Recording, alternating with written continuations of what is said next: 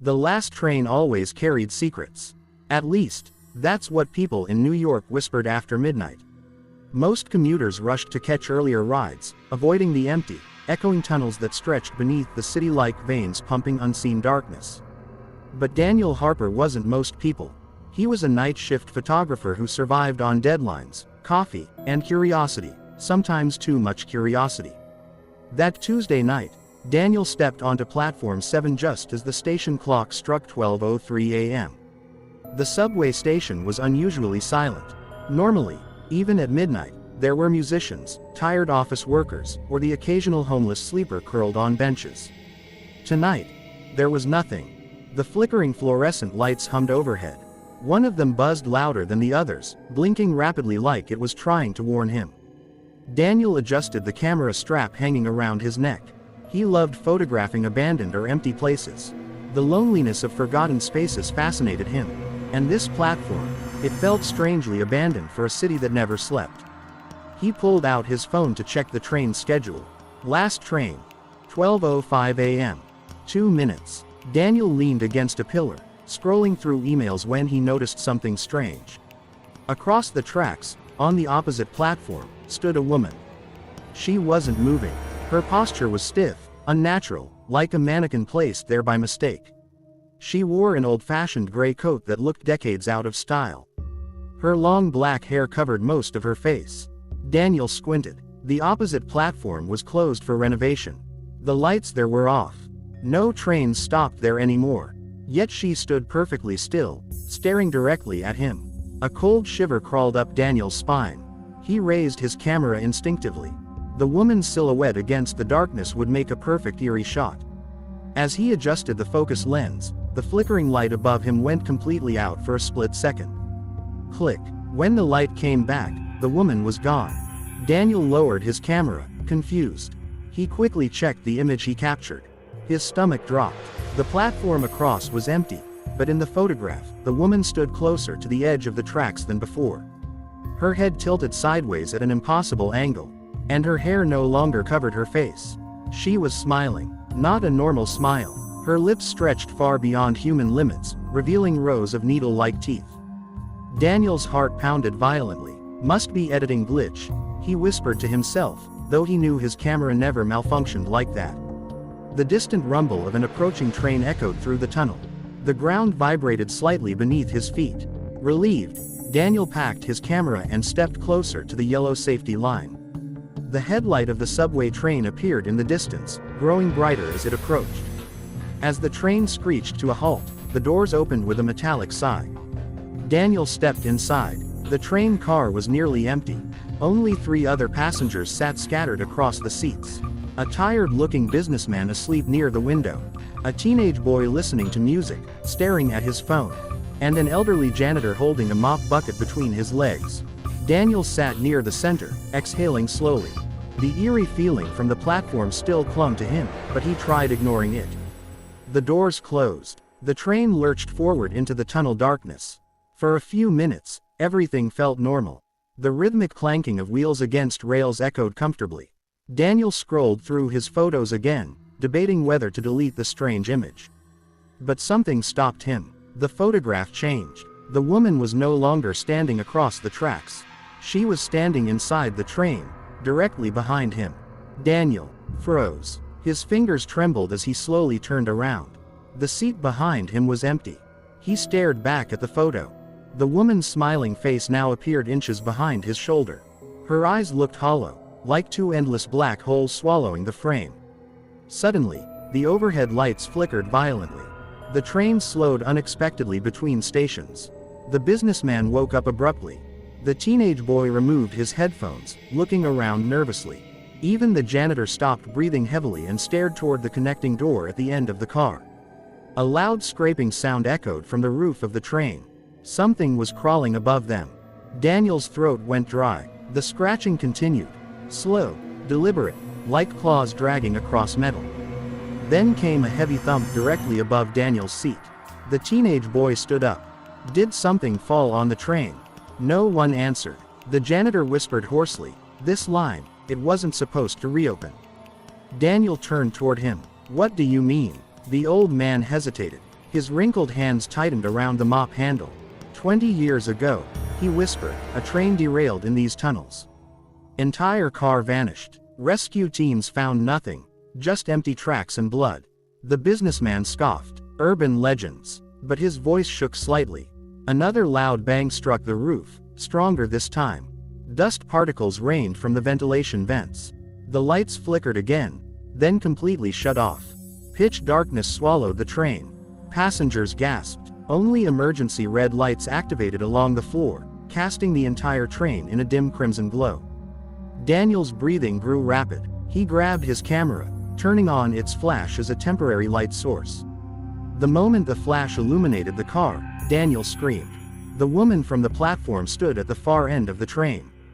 Her body bent unnaturally, her arms stretched longer than normal, fingers dragging across the floor as she slowly crawled forward. Her gray coat was soaked with something dark and dripping. The teenage boy dropped his phone. What is that? The businessman rushed toward the emergency door, pounding it desperately.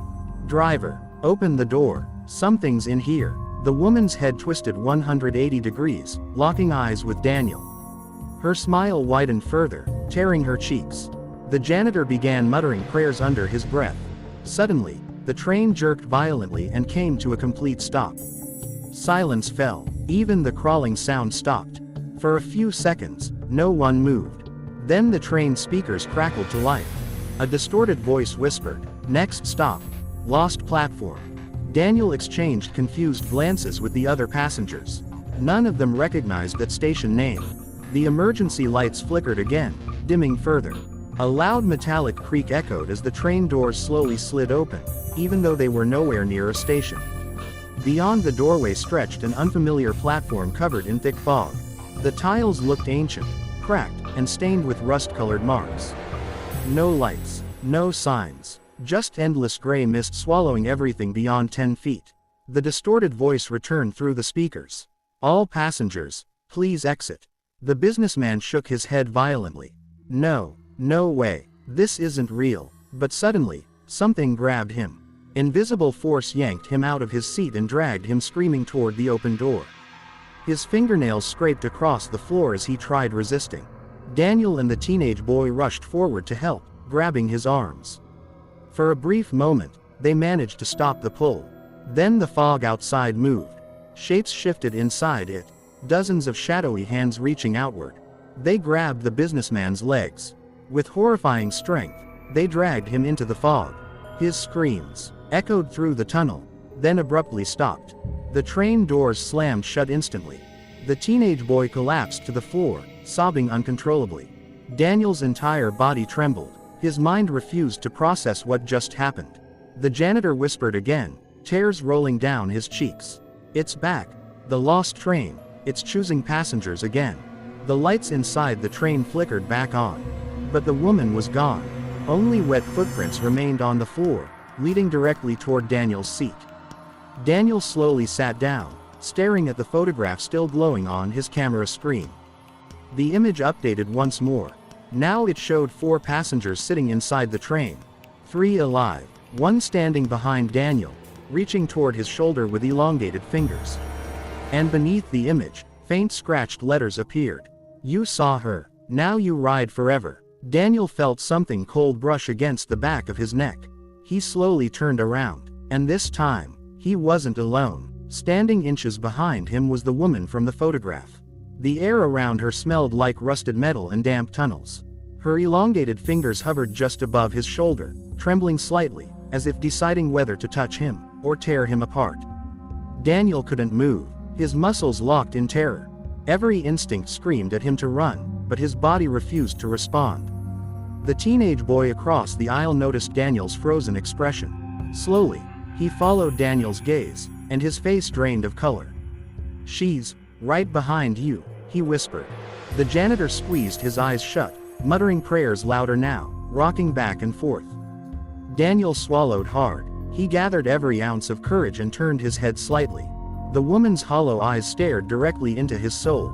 Up close, her face looked worse than in the photograph.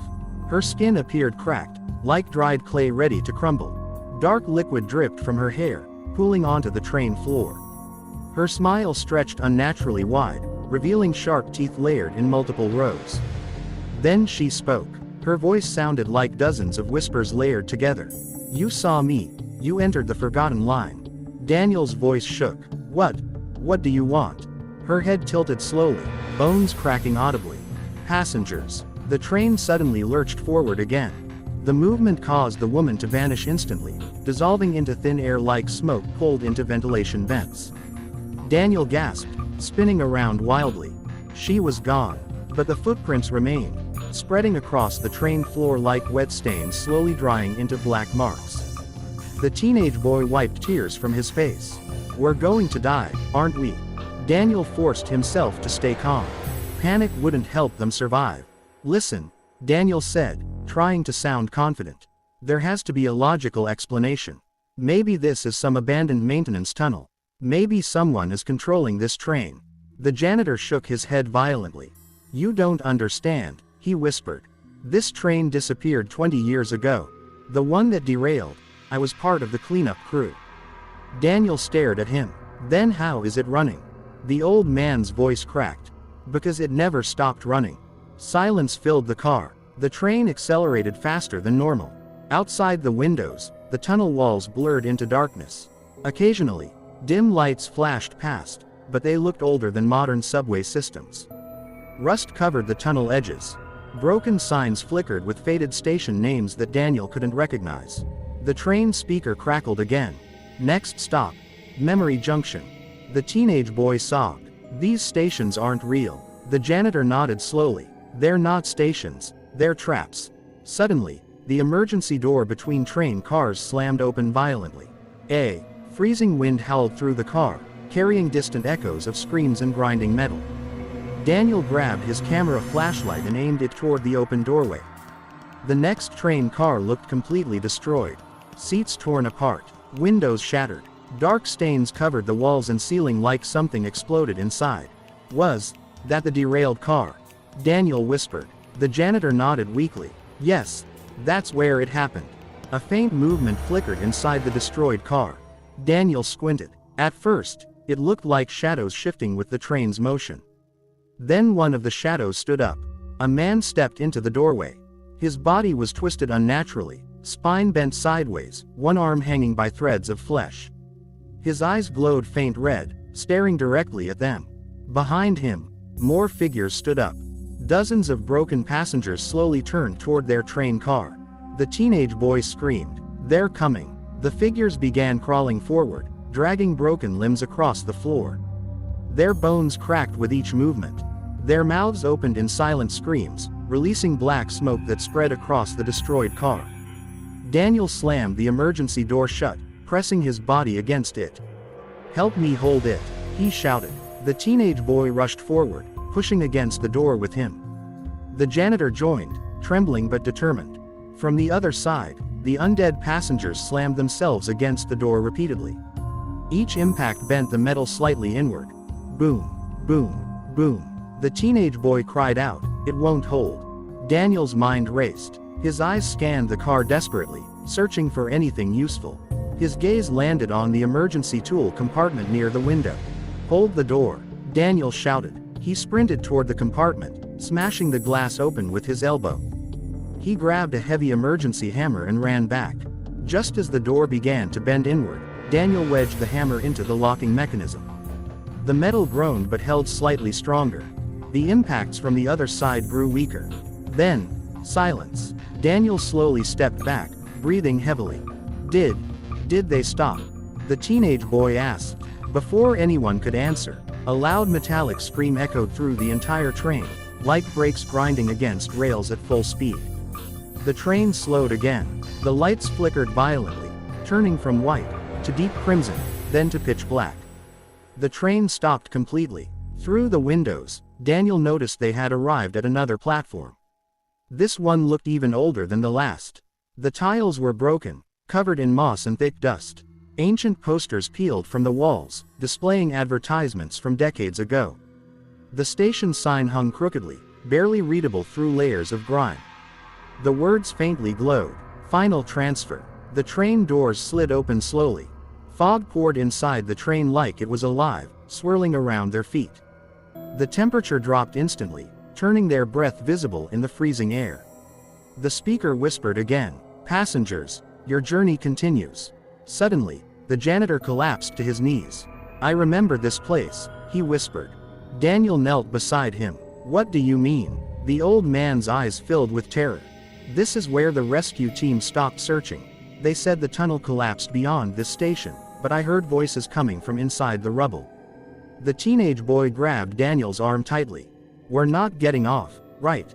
Daniel shook his head. "No, we stay inside. Whatever this place is, it wants us to leave the train." But as soon as he finished speaking, the train lights shut off completely. Only the fog outside glowed faintly, casting ghostly shapes across the floor. Then the woman's voice echoed through the darkness again. "Passengers must transfer." Cold hands suddenly grabbed Daniel's ankle. He screamed, kicking backward. A pale arm stretched from beneath the seat, dragging itself upward like a corpse rising from a grave. The teenage boy stumbled backward as another arm emerged from the floor beside him. The janitor cried out as shadows crawled across the ceiling, dripping downward like melting tar.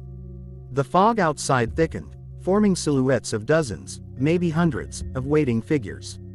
The train doors began closing slowly. Daniel realized the horrifying truth. The train wasn't trying to keep them safe. It was delivering them, and if they didn't leave now, something inside the train would force them out. Daniel grabbed the teenage boy's arm and shouted, "Run!" They sprinted toward the open doorway, dragging the janitor with them. As they crossed onto the ancient platform, the train doors slammed shut behind them instantly. The train engine roared loudly. The train began moving again, disappearing into the tunnel without them.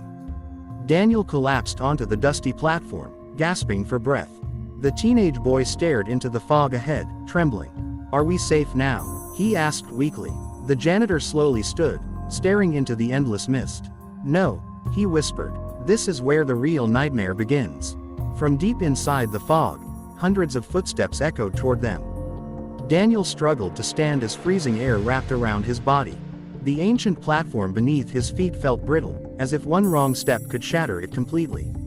The teenage boy clung to Daniel's jacket, trembling uncontrollably.